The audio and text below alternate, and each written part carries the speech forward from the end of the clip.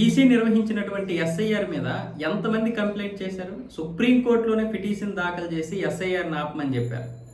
SIR వల్ల EC ఏకపక్ష నిర్ణయాలు తీసుకొని మొత్తం ఓట్లన్నీ తొలగించేస్తుంది, రాజ్యాంగ వ్యవస్థ నాశనం చేస్తుంది అన్న విధంగా సుప్రీంకోర్టులో పిటిషన్ దాఖలు చేశారు. ఎంతోమంది ఎన్నో రకాలుగా ఆ పిటిషన్ అన్నింటినీ ఒకేసారి పరిశీలించినటువంటి సుప్రీంకోర్టు ఈసీని కూడా నివేదికలు అడిగింది. ఎస్ఐఆర్ ఏ విధంగా చేస్తున్నారు, ఎలా చేస్తున్నారు, ఎందుకు నిర్వహిస్తున్నారు, దానికి సంబంధించినటువంటి నివేదికలన్నీ తెప్పించుకొని పరిశీలించింది. ఇటు పిటిషనర్ల యొక్క దీన్ని కూడా పరిశీలించింది, వాళ్ళ యొక్క తీవ్రతను కూడా.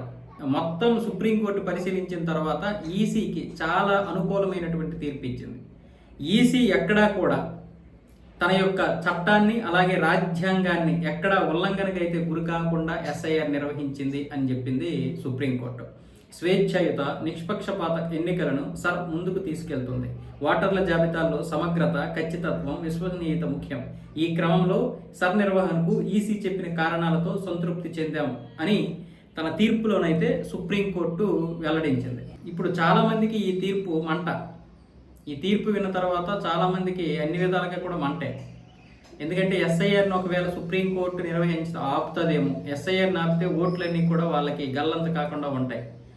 లేదంటే పశ్చిమ బెంగాలీ, బీహారు, మహారాష్ట్ర, తమిళనాడు పరిస్థితి వస్తుంది అందరికీ. కాబట్టి అలా కాకుండా వెంటనే ఈ యొక్క ఎస్ఐఆర్ నిర్వహణ ఆపేస్తే మన దొంగ ఓట్లతో మనం గెలవచ్చని అందరూ అనుకున్నారు. కానీ ఈసీ నిర్వహించినటువంటి ఎస్ఐఆర్తో మేము సంతృప్తి చెందాము, ఇంకా ఎక్కడైనా సరే ఎస్ఐఆర్ నిర్వహించాల్సి వస్తే నిర్వహించుకోవచ్చు అని కూడా ఆదేశాలు ఇచ్చింది సుప్రీంకోర్టు. కాబట్టి ఇప్పుడు మిగతా రాష్ట్రాలన్నింటిలో కూడా, ముఖ్యంగా మన ఆంధ్రప్రదేశ్, తెలంగాణలో కూడా ఇప్పుడు ఈసీ ఎస్ఐఆర్ నిర్వహించబోతుంది. సో ఇప్పుడు జగన్మోహన్ రెడ్డి కూడా దీని గురించి మాట్లాడుతున్నాడు. జాగ్రత్తగా ఉండండి, అందరూ ఓట్లను కాపాడుకునే దీని మీద ఉండండి అని. అలాగని ఈసీకి వ్యతిరేకంగా మాట్లాడలేడు, సుప్రీంకోర్టుకి వ్యతిరేకంగా మాట్లాడలేడు. కొన్ని కేసులు ఆయన దీంట్లో ఉన్నాయి కాబట్టి గట్టిగా మాట్లాడలేనటువంటి పరిస్థితి.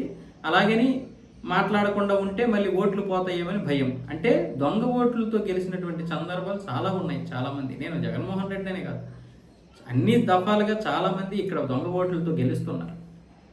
ఇప్పుడు 15 లక్షల మంది తెలంగాణ, ఆంధ్రప్రదేశ్లో ఉన్నటువంటి ఓటర్లు ఉన్నారంట.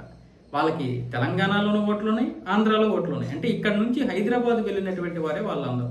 ఇప్పుడు ఆ ఓట్లన్నీ తీసి పారేస్తుంది ఈసీ, అదే ఎస్ఐఆర్ ద్వారా.